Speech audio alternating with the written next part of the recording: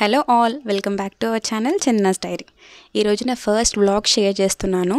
అది కూడా morning routine 6:30 నుంచి 8:30 వరకు నా మార్నింగ్ కిచెన్లో ఉండే రొటీన్ని మీతో షేర్ చేసుకుంటున్నాను. మెయిన్గా లంచ్ బాక్స్ ప్రిపరేషన్. ముందుగా రైస్ కడిగేసి రైస్ కుక్కర్లో పెట్టేశాను. అండ్ ఈరోజు సాటర్డే కాబట్టి డెఫినెట్గా పప్పుచారు అయితే చేసుకుంటాం మేము. అండ్ మీరు సాటర్డే ఏం చేసుకుంటారో కమెంట్లో చెప్పండి. ఎందుకో సాటర్డే పప్పుచారు చేసుకోకపోతే ఆ రోజు సాటర్డే లాగా అయితే అనిపించదు. అండ్ ఇక్కడ నా మార్నింగ్ రొటీన్లో మెయిన్గా లంచ్ బాక్స్, స్నాక్స్, ఇంకా నేను వర్క్స్ని ఎలా మేనేజ్ చేస్తున్నానో అదైతే చూపించబోతున్నాను. అండ్ ఈ కెమెరా యాంగిల్ని సెట్ చేసుకోవడానికి చాలా కష్టంగా ఉంది. అండ్ పెద్ద పెద్ద యూట్యూబర్స్ వ్లాగ్స్ తీసే వాళ్ళు అసలు ఎలా సెట్ చేసుకొని ఎలా తీస్తారో కానీ చిన్న చిన్న వీడియోస్కి చాలా ఇబ్బంది అయిపోతుంటుంది. అండ్ ఇక్కడ పప్పు అండ్ అదేవిధంగా కార్న్ని రెండింటిని కుక్కర్లో పెట్టేసి విజిల్ పెట్టేశాను. మిగిలిన టైంలో వెజిటేబుల్స్ అన్నిటిని చాప్ చేస్తున్నాను. చింతపండును కూడా కడిగి నానబెట్టేశాను.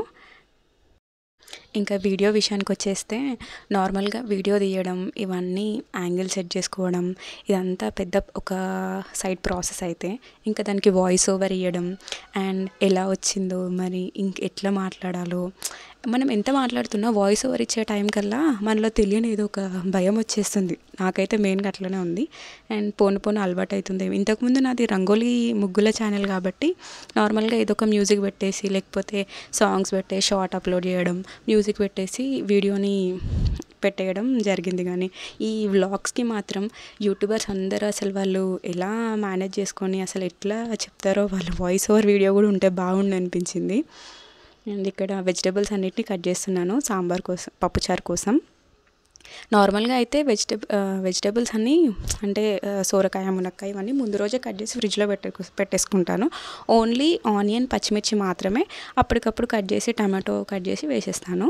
కానీ ఈ వీక్ కుదరలేదు, అందుకే అప్పటికే కట్ చేసి వేసేస్తున్నాను.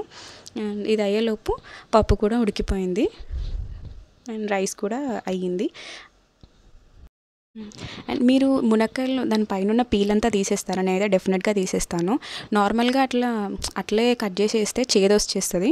డెఫినెట్గా మొత్తం పీల్ చేసే వేసేసుకుంటాము. కొంచెం లేతగా ఉంటే పర్లేదు, కానీ ముదురుగా ఉంటే పక్కా అంతా పీల్ చేసే వేస్తాము. అండ్ అన్ని వెజిటబుల్స్ వేస్తేనే చారు చాలా టేస్టీగా ఉంటుంది. డెఫినెట్గా అయితే అన్ని వెజిటబుల్స్ వేయడానికి ట్రై చేస్తాం. ఇన్ కేస్ అన్ని వెజిటబుల్స్తో కూడా బోర్ కొట్టిందంటే మాత్రం ఓన్లీ ఆనియన్, పచ్చిమిర్చి, టమాటోస్తో వేసేసుకుంటాం. పప్పు ఇంకా కార్న్ కూడా ఉడికిపోయింది కాబట్టి నెక్స్ట్ చట్నీ కోసం పల్లీ చట్నీ చేస్తున్నాను. ఇక్కడ పల్లీలని, పచ్చిమిర్చిని వేయిస్తున్నాను. అండ్ ప్యారలల్గా పాలను కూడా కాగబెట్టేస్తున్నాను. రెగ్యులర్గా చేసే పల్లీ చట్నీయే. పచ్చిమిర్చి వేయించేసుకొని అండ్ పల్లీలని కూడా వేయించేస్తున్నాను. పల్లీలు ఏంటంటే సిమ్లో వేయిస్తేనే చట్నీ టేస్ట్ బాగుంటుంది. అండ్ ఇది అయ్యేలోపు కుక్కర్ విజిల్ కూడా తీసేసి పప్పుని కొంచెం చల్లారబెడుతున్నాను. పల్లీలు వేయడానికి టైం పడుతుంది కాబట్టి పప్పు విజిల్ పోయిన తర్వాత అందులోకి ఉప్పు, కారం అండ్ చింతపండు రసం కూడా వేసేసి ఒకసారి రుబ్బేసుకుంటున్నాను. అండ్ ఇందులోకి మనం వాటర్ని అడ్జస్ట్ చేసుకొని కొంచెం సాల్ట్ చెక్ చేసుకొని పక్కన పెట్టేసుకుంటున్నాను.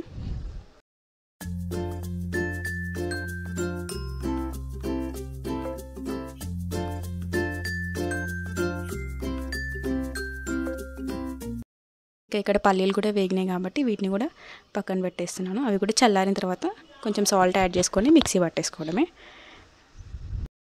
చారు కోసం ప్రిపరేషన్ ఇది కాస్త టైం పడుతుంది కాబట్టి అంతలోపు రైస్ అయింది కాబట్టి కొంచెం చల్లారబెట్టి బాక్సుల్లో పెట్టేస్తున్నాను. అండ్ ఇది చారు కోసం స్టవ్ ఆన్ చేసి బాండి పెట్టేసి అందులో ఆయిల్ వేసేసి మన పోపు ఇంగ్రీడియంట్స్ ఒకదాని తర్వాత ఒకటి వేస్తున్నాను. ఆవాలు, జీలకర్ర, కొంచెం మెంతులు, ఎండుమిర్చి అండ్ అదేవిధంగా పచ్చిమిర్చి, ఆనియన్స్ ఇవన్నిటిని వేసి ఫ్రై చేస్తున్నాను. ఇది కాస్త ఫ్రై అయిన తర్వాత ఇందులోకి కరివేపాకు కూడా వేసుకోవాలి.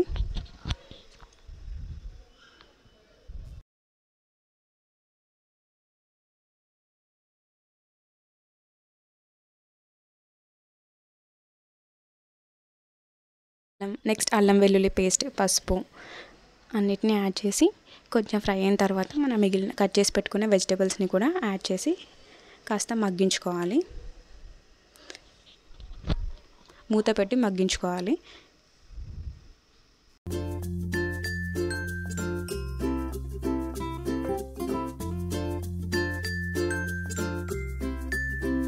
అవి కాస్త ఫ్రై అయిన తర్వాత ఇందాక మనం చింతపండు వాటర్ని కూడా ఇందులో వేసి, చింతపండు పప్పు ఉప్పు కారం వేసి రుబ్బుకున్న వాటర్ని కూడా ఇందులో వేస్తున్నాను. ఇలా సాల్ట్ అడ్జస్ట్ చేసుకుని కొంచెం హై ఫ్లేమ్లో పెడితే కొంచెం తొందరగా పొంగుతుంది కాబట్టి హై ఫ్లేమ్లో పెట్టాను. అండ్ నెక్స్ట్ అంతలోపు ఇక్కడ చట్నీ కోసం పోపు కూడా పెట్టేస్తున్నాను. రెగ్యులర్గా అయితే పల్లీ చట్నీకి పోపు పెట్టుకుంటేనే బాగుంటుంది కాబట్టి లైట్గా పోపు వేసేస్తున్నాను అందులోకి. ఇది మరుగుతున్న టైంలో కొంచెం సాంబార్ మసాలా కూడా యాడ్ చేస్తున్నాను.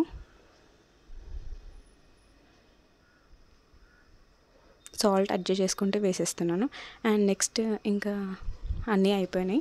సో ఇక్కడ నేను పొట్టు మినపప్పుతో దోశ వేస్తున్నాను. ఇంతకుముందు నార్మల్గా రెగ్యులర్ మినపప్పే వాడుతుండే. రీసెంట్గా పొట్టు మినపప్పు కూడా ట్రై చేశాను. ఇది కొంచెం నానడానికి టైం పడుతుంది కానీ టేస్ట్ హెల్త్ బెనిఫిట్ అయితే బాగుంటుంది.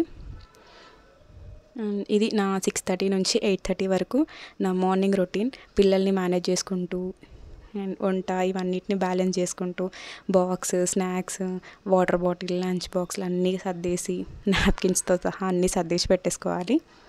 So please like, share, subscribe to our channel Chandana's diary. And ఇలాంటి వ్లాగ్స్ కోసం సబ్స్క్రైబ్ చేసుకోండి. సో ఇది ఫస్ట్ వ్లాగ్ కాబట్టి ఇన్ కేస్ ఎనీ మిస్టేక్స్ ఉంటే ఎక్స్క్యూజ్ చేసేయండి. ప్లీజ్ సబ్స్క్రైబ్ చేసుకోండి.